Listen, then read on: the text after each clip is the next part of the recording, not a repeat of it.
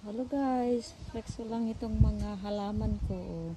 May namumulaklak na. Yung bagong buds pa lang ang mga ito.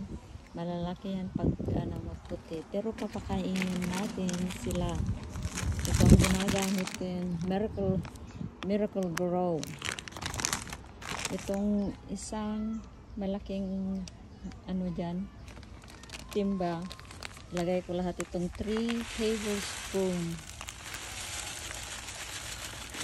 3 tablespoon na ayun siya. Tapos tutunawin kong ganun. Para ito ang ipakain natin. Kasi para lumaki ang mga bulak.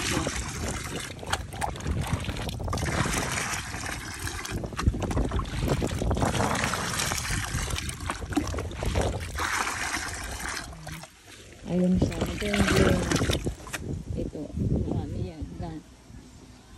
Ay, ito lang siya. Hindi pa maganda ngayon dahil green pa. Pag magpuputi na yan. Wow. Maganda. So, let's start. Magdilig na tayo. Papakainin natin sila.